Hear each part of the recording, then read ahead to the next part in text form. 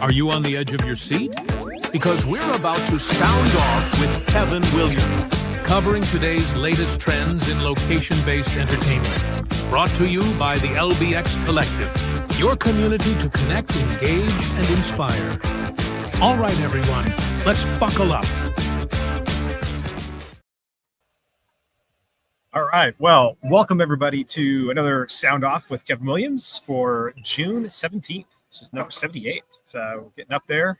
Kevin, it looks like you are still in London. Still in London. We'll be here for some time. All right. Awesome. Well, I am stuck in an airport. I came out to San Antonio for IAPA's Morgan's Wonderland event, and I am now trying to get home, and I'm just sitting in an airport, and I'm going to be late. Good luck. So. Yeah. Good. All right. Well, let's dive in, Kevin. What are we going to do to change my mind today?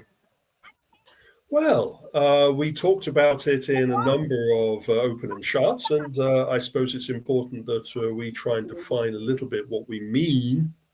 But I feel very strongly that there is no place for free play arcade models in the market. I don't think that it's a viable model, and I would love to be attacked on this hill regarding this view. But I think you share a little bit similar mentality regarding this. Yeah, I mean, I just don't see. We've seen so many shuts, in the open and shut segment that we do for the LBX show every week, and we continually see free play arcades being shut down just as non-viable. They have, maybe 20, 25 retro arcade games, maybe some new ones, all set to free play, and it just doesn't work. $10 with very limited $10 entry fee for an hour with limited F&B options, so your per cap is not really going to increase beyond $10 to $15 per hour. Like, it's just not going to be viable, and we've seen too many of those. So let me give our audience a little bit of the reason why I don't feel that the video amusement platform is a suitable one for free play application. Number one, just because you have a mode on your machine for free play doesn't mean that it is a benefit or a conducive means to generate revenue. Number two, we have to understand that the arcade, especially the video amusement arcade machine, is set up for a limited play option. It is set up that you put your coins or your credits or you swipe, you play a game, and then through skill, you achieve to a certain level. And then from that certain level, you have to use more coins, more credits to progress higher. It is impossible on the majority of amusement machines to be able to use one credit to complete the whole game. And many amusement machines are not calibrated satisfactorily for one free play all the time. So I'll give you an example that comes from my background in the market, which is when Sega opened in London, Sega World. This was based upon their Joyopolis concept that they had developed in Japan for a mixed-use leisure entertainment concept. And they deployed their latest offering of this in London. Now, at the time, the management that developed the concept and the management that operated the concept were two different parties.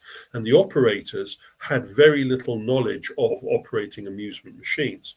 And they decided that they would have a ticket to get into the facility. They would also have a ticket to play on the machines and a ticket to play on the attractions. Well, due to various changes in staff and various problems, they threw away the idea for the tickets to play on the machines, and they just said, we will turn all of the video amusement machines to free play. And within a matter of weeks, all of the machines stopped being played on. They cratered because their captive audience went onto each one of those machines, played them to completion, and then didn't want to go back, had no interest to revisit or replay. They had literally killed the repeatability of an amusement machine by turning it to free play. They also created a secondary problem for themselves, which was when a new machine was put into that facility, it was hoarded, mobbed by the players. The players played it to completion. Other people watched other people play it to completion, and they had no interest to play it because they'd seen the other people play it, and they moved on. In a last-ditch attempt to try and salvage the situation, they suddenly stopped having these machines on free play, and they put them onto a card play system. But the genie was out of the bottle. They had ruined these machines already, and the audience that would have been their captive repeat visitation audience had got bored with the site and moved on, and even returned to some of the local arcades in the area, which still charged for games, but charged for the latest games. We need to be mindful that these are not console games. These are not sitting at home playing constantly a game until completion, 30-hour play. These are machines on maximum, usually, that have a play duration, if you play them all the way through on free play, on medium settings, of about 3 or 4 minutes worth of play capability. And many operators now who are running their machines on free play are finding out that they are cannibalizing their product, that the audience gets very bored of these machines, and either they're going to have a constant churn of new machines to feed this appetite, or they're going to have to come up with a model that is going to address the failings. There is also one third aspect about having these machines on free play, which is the duration or the durability of these machines to be constantly played all the way through without any let up. It puts a lot more strain on the machines, and I would argue totally cannibalizes the intent of how they were developed. Yeah, I think to your point as well, that there is the only times I've seen this work is when you have the arcades that have 100+ games. So there's so much variety for people to choose from, and the hour or 2 hours that they're not going to sit at a single machine and play that all the way through. I mean, unless they're obsessive or something about that particular game, but they are going to just try multiple things because there's enough. It's when there's 30 games or 20 games that the free play model just doesn't work, especially if they're not cycling them out on a weekly basis, even to make sure that there's a constant refresh of games. You're going to have a constant refresh. And I would also point out that there's certain machines that will not work well in free play. Certain of the retro arcade games will just feel very flat and lose their total appeal if they are put into free play. I would also argue that the dancing machines, the rhythm music machines in free play lose their importance because the high score chart and the tournament capabilities of those are rendered useless because you've placed the machine into free play. Yeah, absolutely. All right, well, coming up after the break, we're going to dive into the latest trends in the economy. Intercard is the only cashless system designed, developed, and manufactured all under one roof. They introduced cashless technology to the amusement industry and have been leading the way for over 30 years. Cashless systems from Intercard increase customer spending, guest satisfaction, and boost revenues by up to 30%. Intercard is so proud to be serving the amusement industry, and if you aren't already part of their global family of customers, they hope you will become one soon. Well, thank you, Intercard. And now let's drop into the trends in the biz. And we are at our usual Genda moment. And this is quite a considerable Genda moment. They are really making a push into the US market at the moment. And they've announced their latest 2 acquisitions or partnerships, as it were. So they have partnered or acquired the Venice plus Venue Plus operation, get the name right for a change. That is quite a big acquisition. That is over 1,100 venues. These are small and mini arcade facilities. The majority of them have under 30 machines. They're located in hotels, truck stops, restaurant locations. It's very similar to the agreement that the company penned in acquiring the National Entertainment Network operation. And this is really pushing them up the stakes of being one of the larger of the North American operators of amusement machines. This will add considerable warehousing, operations, and development staff to the chain. And I would expect that the Venue Plus operations assets will be merged into the Player One amusement assets. Yeah, this is pretty significant, obviously, but they just keep moving. Genda just keeps driving forward, so it's pretty cool. To be expected. And moving forwards is we have the next announcement from Genda. Genda has also acquired all of the shares in what for me is a smaller version of Venue. Barbelo is more in the what I would call the entertainment, the music, as well as the truck stop kind of operation. They have 89 facilities. Of those 89, most of them are in hotels, indoor venues, truck stops, as I've said. They've been going for about 70 years. So again, an established company on the smaller scale of the periphery of the amusement operation business, but another big feather in their hat.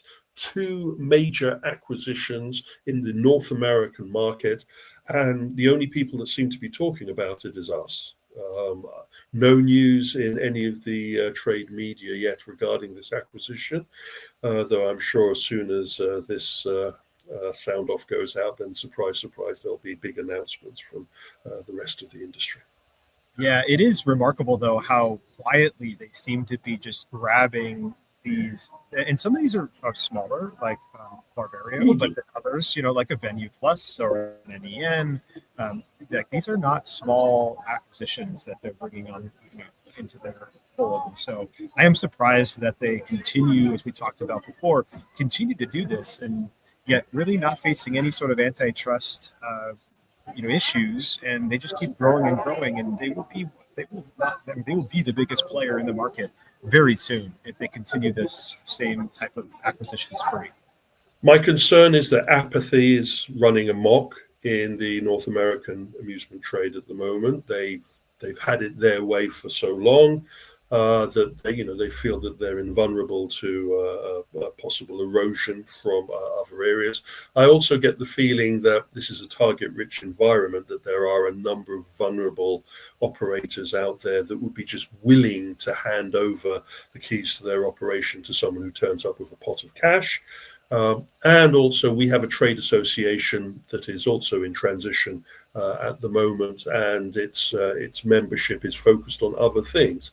I am expecting the next time we all get together at Amusement Expo, there'll be this surprised look of shock that this has all happened, and why didn't you write about it more in the Stinger report kind of comments from those individuals that will be pretending that they've been keeping their eye on the ball. Anyway, moving on, before this becomes a gender-filled version, we have the latest reporting from our friends at Dave & Buster's.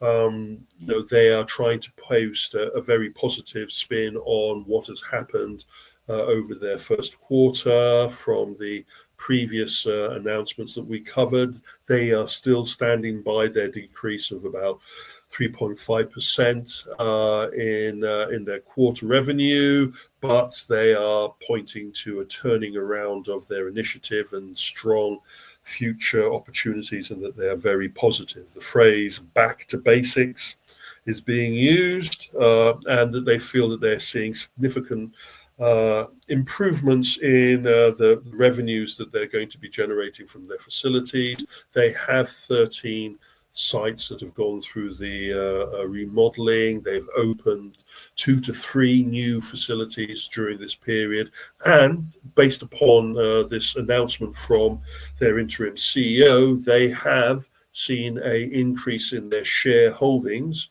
So their feeling of positivity is being reflected by the markets. Yeah, what I find fascinating about this is that, their stock took a 17% hit the day after this news was reported, which was just last week by the time this is running. And I just find that fascinating that despite the fact that they continue to report same quarter, year over year, sales declines and same venue year-over-year sales declines of not an insignificant number or percentage, that the stock continues to increase. I mean, I don't know if we have a GameStop type moment here, or if what investors are seeing and what D&B is doing, but it does seem to be apparently working for shareholders, even though I thought that the goal of companies was to grow their sales and not decline their sales, but it continues to still make people comfortable with the stock market. And I think, as you mentioned in one of our little sidebar conversations, that there's still no mention of Main Event here as well. It's all D&B, all day long. Why Dave and Buster's is the focus of this, and why we're hearing no information about Main Event, boggles my mind, especially as I'm trying to gain information about where Main Event is in comparison to the Dave and Buster's losses. But for some reason, that information isn't readily available. Hopefully in the next couple of weeks it shall be made available. But I hope I'm not looking at a situation where I'm seeing an 8% decrease in Dave & Buster's store sales, and then I'm going to see a similar percentage decrease in Main Event, because that would, no matter how much you paint positivity, that would be pointing to the major consideration that there's a problem with the brand. I personally, I don't think this is a GameStop situation. This isn't a mean purchase. I think there is a strong positivity in Chuck E. Cheese, Dave and Buster's, and the other traded, so we say, retail entertainment venues. My consideration, though, is if we don't see in the next quarter an improvement in sales, just on the revenue side of the business, let alone on the same store sale, then it's going to be difficult to still paint roses and rainbows and unicorns as positivity here. We will also be seeing a situation with Dave & Buster's where they are saying, going up against serious competition. We are going to be seeing in the next couple of months brand new multi-chain operations entering the market with new initiatives. And I'm not sure if many of our viewers and listeners will have seen, but Dave & Buster's, along with painting positivity of their new openings, they've also announced the opening of a new tournament competition app that is being shared across their facilities. This is very similar to the prize tournament apps that other venues are deploying, where you can post your high score on particular games and activities, and you can be placed into a big draw at the end to win prizes. This kind of stickiness, this retention of audience capability, is essential to push up the numbers and to get people to spend longer and to spend more at the site. And when you start to parachute these type of processes into your business and not see a return in investment, then bigger questions will have to be asked. Moving on. And we see the investment community throwing money at competitive socializing. Our friends at Spinner, a UK chain of really competitive socializing environment. It is a mixture of duck pin bowling, and they have the gamified darts. They have clay pigeon shooting, digital clay pigeon shooting, and they have their bar and food offering along with mini golf.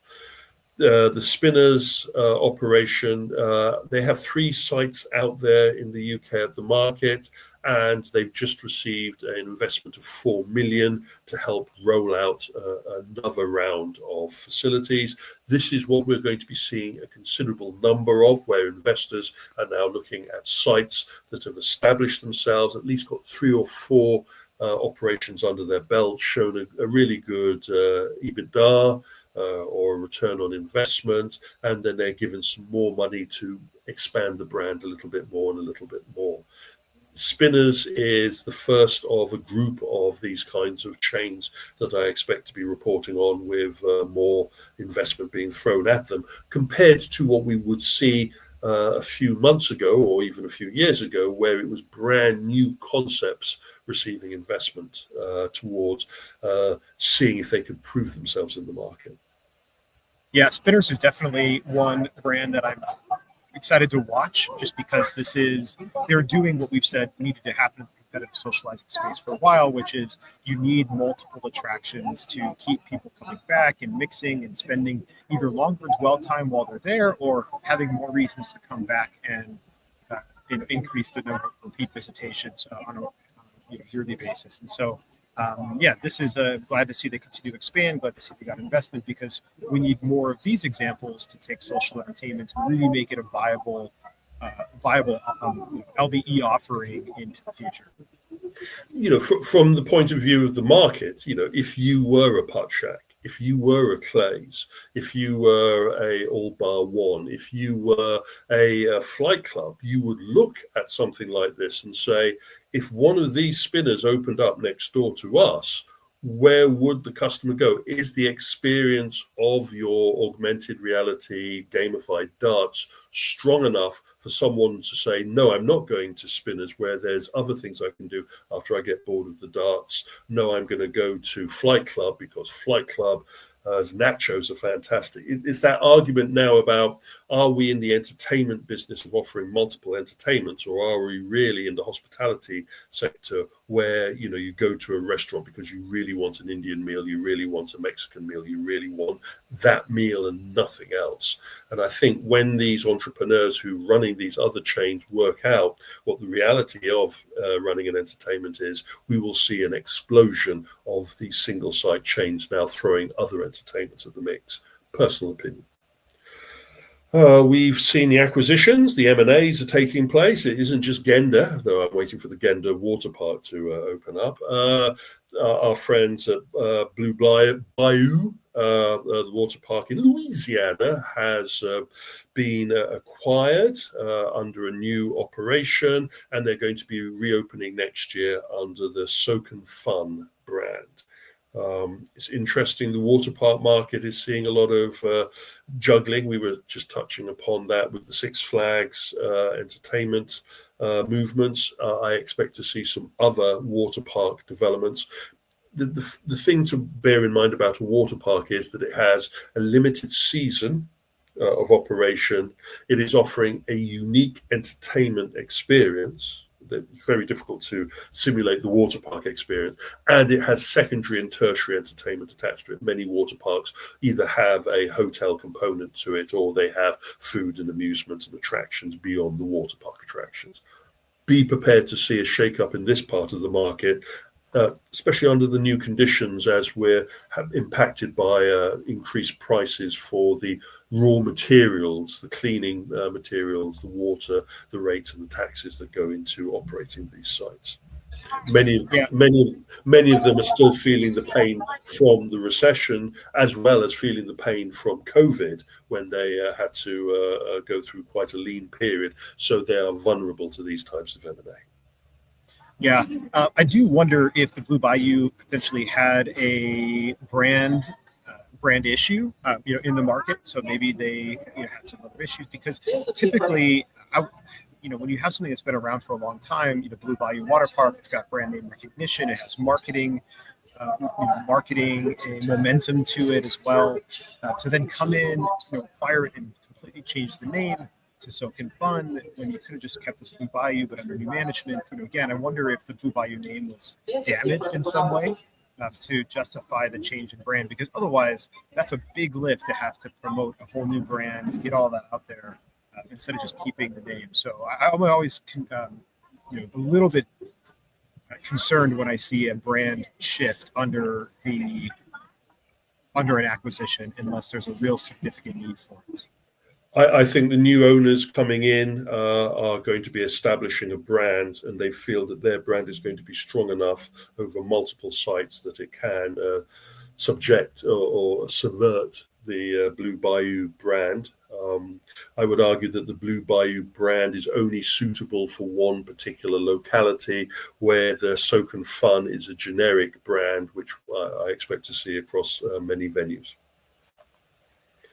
Moving on, and we move from the biz to the tech and AI. Black eye for AI, not the first or the last that we can experience, but Microsoft plowed quite a considerable amount of money into Builder.AI as an up-and-coming opportunity in the AI technology sector? Well, it seems that the AI in AI actually stood for actually Indians. It was revealed in an expose that the company wasn't actually using a generative artificial intelligence machine to computate all of the information that they were dealing with. They were actually using mass employees. Not employees, hired retented staff. They had about 700 offshore engineers answering the questions that were being thrown at the AI and remodeling it and pretending as if this was the best thing since ChatGPT. The operation had 1.5 billion invested in it and has gone suddenly bankrupt with the revelation that it was all smoke and mirrors. There's a lot to unpack here, and I expect there to be some federal cases and a lot more media coverage, though I noticed that the media was a little less keen to talk about this one because, the poster boy of AI gets black eye and it kind of casts a bad smell across the rest of the AI sector. I already touched upon the actually Indian joke before when we were talking about the Amazon Fresh facilities and their problem with finding out that most of the automation that was being done with their sites had been done by human beings actually looking over the camera footage when their problems were arise during the calculation of your cash registration, picking up, walking out the store. They had to use human beings to double check on some of those payment options. Here, it is much more blatant. This is not just human beings helping the systems. This was human beings doing the systems. And I expect this not to be the only time that we're talking about a slappy wrist moment, though when you're talking about billions of dollars being fraudulently spent on promises that turn out to be bunk, then it gets pretty concerning. Yeah, this is not going to be a wrist slapping incident. There'll be federal indictments. There'll be fraud charges by the CEO, by other members of the this company for sure. Unless a deal is done. Maybe, right? But this could very well be a Theranos moment for the AI industry, so. and we're just going to begin to see the fallout here of what happens with Builder. And it is mindful for us in the out-of-home entertainment sector as we see more and more AI options being thrown at us in the creation of graphics or the handling of text or the interviewing of our guests for reservations. We need to be mindful that not all AI is artificial, but maybe a human at a call center. Yeah. By the way, for those of you who are just listening to this, you have the meme is the meme that you grabbed, Kevin, is after Scooby-Doo. You got Fred pulling off the hood of AI, and it's actually a picture of like 4 Indian engineers behind some computer. So anyway, well done on finding that graphic. It's a classic. It's a classic meme. And the pitfalls of AI are being writ large, not just in fraudulent, but also in legal. Many of us who create content or produce information have been wondering how the hell that the AI platforms have been able to mine all of our information willy-nilly and get away with it without having to pay some recompense for the information that they're grabbing. Well, it's taken its time, but Disney and Universal have got together and they've gone to federal court in Los Angeles, and they have, put together a copyright infringement injunction against Midjourney. So they're saying that their copyrighted materials, particularly, and they show in their indictment the Star Wars characters, including Darth Vader and Yoda, as well as the Minions characters and Kung Fu Panda and Shrek, are being manipulated without their permission and used in graphic creations through the Midjourney AI graphic engine. They're saying that this is piracy, and they've even used the phrase that this is a bottomless pit of plagiarism. This will open the door on all AI search, graphics, and network engines towards where they get their information, how they represent this engine, their engine, and the material that they are utilizing, what they're spewing out at the end of the day. I hope this is the beginning of a reckoning where we police these AI bots to properly pay the dues that they owe for the copyrighted material that they are mining for their information. And I hope it's also the beginning of a reality check for AI generally. We have fraudulent activities on one end. We also have illegal activities, depending on how the voting of the legal process goes regarding the usage of this material. It isn't fair use. Using Darth Vader or Shrek is not fair use. So how are they going to come to a situation of paying the dues that they owe when this material is represented in their package is going to be fascinating. This could be the moment, as we saw in the music streaming sector, where music streaming was abundant, everybody was copying everything, Pirate Bay and all of that, and then it took a couple of very serious legal cases, and then suddenly the whole ball of wax imploded upon itself and became more realistic, and dues had to be paid for streamed music material. I'm hoping that is the point that we're going to be reaching regarding the AI usage of people's material. Yeah, and it's interesting. So in the lawsuit that was filed, it's they allege two things. One is obviously they used the Disney and Universal content and IP to train their models, and so that's one thing, right? So and New York Times is suing ChatGPT for that, and there's others that are using around using their content to train their models.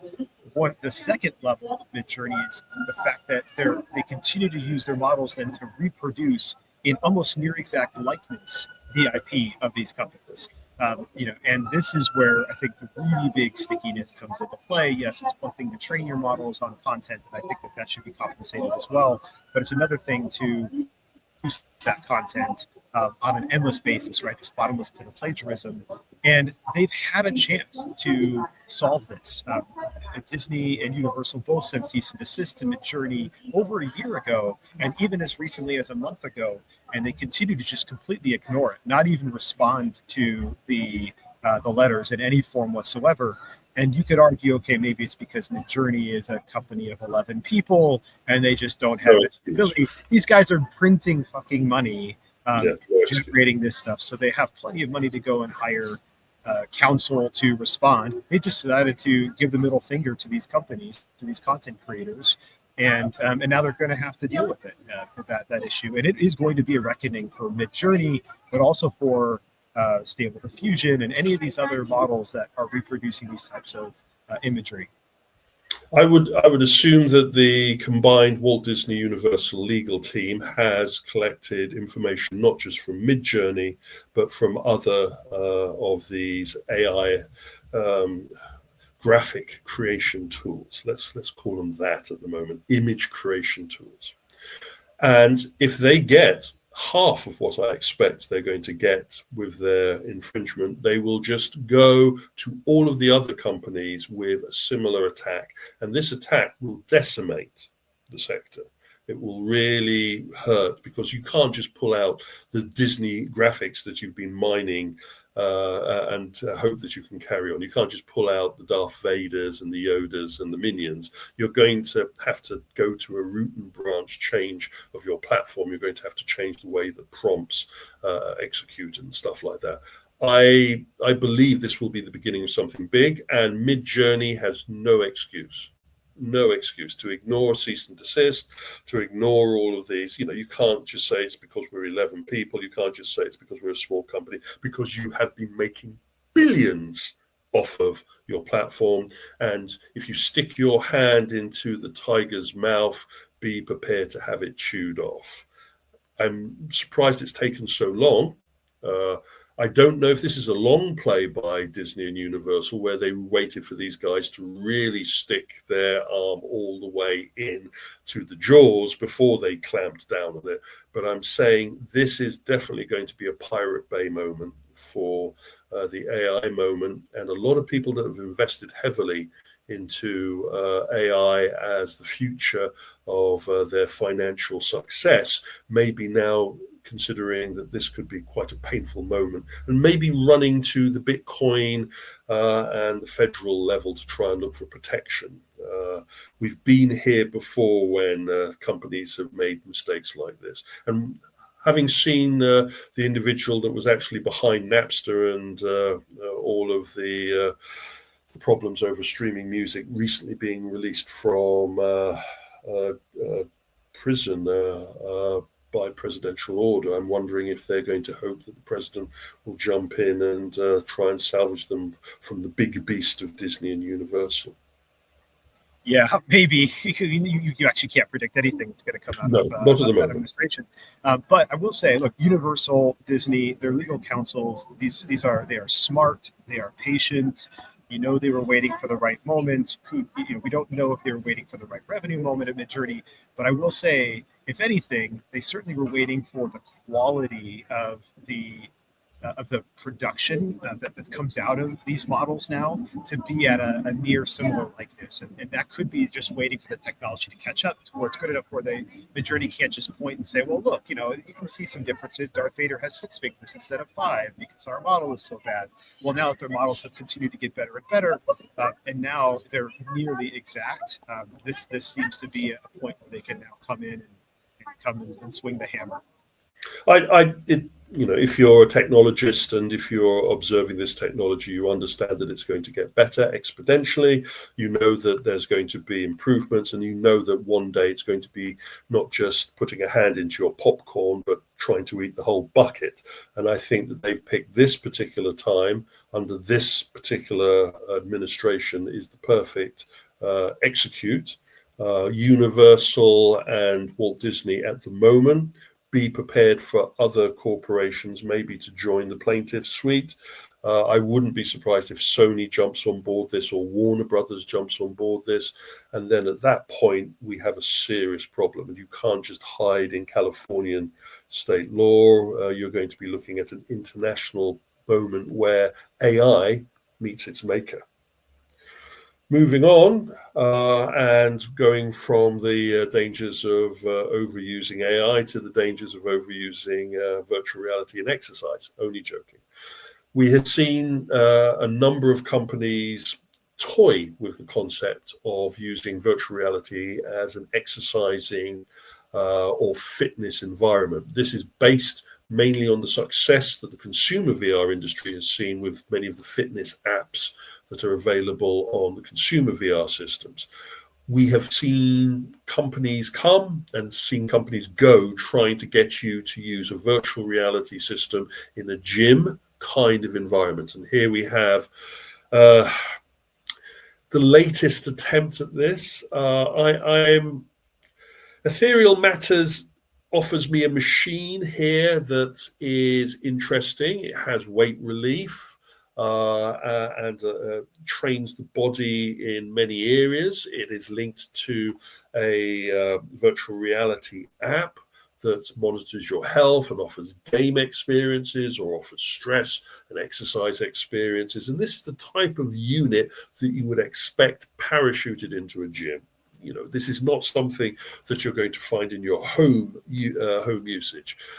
The reason why I'm talking about it now is as we're recording this, the AWE, the Augmented World Expo, is taking place, and the company has presented their product at the show. And the guys that I have at the show reviewing it just turn around to me and go, Kevin, you've talked about this machine before. And I have talked about this type of machine before because we've been there before. We've had companies like Black Box VR that came up with a virtual reality fitness size machine that was placed into their own venues as well as partner venues. We talk about in the coming Open and Shut about operations like NextFit, which have venues or a venue set aside to offer fitness. And all of this is fantastic and has been helped, some would say, by what happened with COVID. Of the industries that COVID decimated the most, the fitness industry was one of those that was really beaten up by COVID and people just staying at home. The fitness industry, the gym industry depends upon you buying a membership and sometimes coming and maybe sometimes not coming, but it is that recurring monthly membership and the utilization of the space and the amenities that are offered that generates the profits that these companies utilize. Those profits were decimated, and the fitness industry has been trying to find a way to come back. I'm not saying that virtual reality is going to be the best way to do that, because number one, I don't feel that the head-mounted display technology is the best thing that you want on your bonds when you're getting that sweaty. We're already seeing people with the consumer VR fitness systems complaining about how they're trashing machines. Water and salt is not a good lubricant for electronic technology, and it eats through the foam and it eats through the plastic and it gets to the electrics and you lose your headset. From a facility operation standpoint, you don't want to have a warehouse full of headsets to make up for all the ones that are going to get bricked by the sweat and the problems, or just get damaged through the average day-to-day operation. The other issue is, this is only really feasible if the fitness regime works to a level that is totally compelling to bring people into the space. If it's a novelty factor, that's one thing. But if it isn't really generating the loss in the weight and creating a compelling experience, then it's just another, concept that someone thinks is a good idea, but when the rubber meets the road, it proves not to be as strong. That said, I don't want to shoot ethereal matters down without A, trying it. I would like to try the system, and B, getting some testimonial from users, regular users, to how much this workout is helping them. I can tell you that Black Box VR still with us, and they still have a very loyal following to their experience because people get serious value out of that experience. And I can tell you that some of the other augmented reality and virtual reality active entertainment exercising systems out there generate some serious interest and are good for not just the older users but also the younger users for physical education. When we were last at IALPA, I think it was, we were looking at one particular company that offered a active entertainment gamification exergaming experience, though it wasn't using head-mounted displays, it was just using traditional screens. But it is the line to draw between how good the technology is at actually achieving what it's set out to be compared to how compelling it is as an experience. Yeah, we touched on this. We touched on NextFit on the last Open and Shut, and I struggle with VR as a fitness element. I mean, look, if it helps people get out and actually get fit because they can strap on a VR headset and that gives them more of a gaming environment, then okay, great. I'm all for it. If it helps a few more people get healthy in the world, that's totally fine. It's not for me. I have just I can go ahead and look at a screen or just listen to something and work out. I don't need to strap a whole immersive environment in front of me to take me away from the fact that I happen to be in pain a little bit as I'm working out and pushing my body a little bit. I do think of devices like Tonal. Tonal is a mirror. Yes. It has an overlay. You can watch yourself. It overlays, it tracks your body and temperature. It has the arms very similar to ethereal matter that comes down and they're all adjusted and they can move and they give you all the different types of workouts that ethereal matter is trying to do, but without the headset. And if I can do very similar workouts with tonal, either at a gym or at my home, then I can with ethereal matter. I'm not sure what strapping the virtual reality headset, which just causes all the issues that you already talked about with sweat and wear and tear and everything else, and just the irritation around my face, and just adding the extra heat that my body is not able to emanate as a result of wearing that headset. I don't know what the advantage of an ethereal matter over a tonal is, and except for maybe getting a few gamers out and getting them a little bit more fit. Well, it is based upon whether this is targeted at an audience group that isn't being targeted at the traditional approach to fitness workout, and having a virtual reality system is going to be an additional draw. I'm just waiting for the first user to get pink eye before we start rethinking about this approach. The hygiene aspect away from the wear and tear of the headset is going to be in. Anyone that goes to the gym and complains about someone not wiping down the exercise equipment after they've used it, this is another level. But we will wait and see how Ethereal does in the sector. In talking about head-mounted displays, and I touched upon a few sound-offs ago that Capcom had been involved in developing an immersive attraction, which was using the latest mixed reality, augmented reality and mixed reality technology based upon their Monster Hunter IP. Well, it was revealed during the AWE show that a special head-mounted display has been created in partnership between KDDI and Capcom towards creating this mixed reality or augmented reality experience.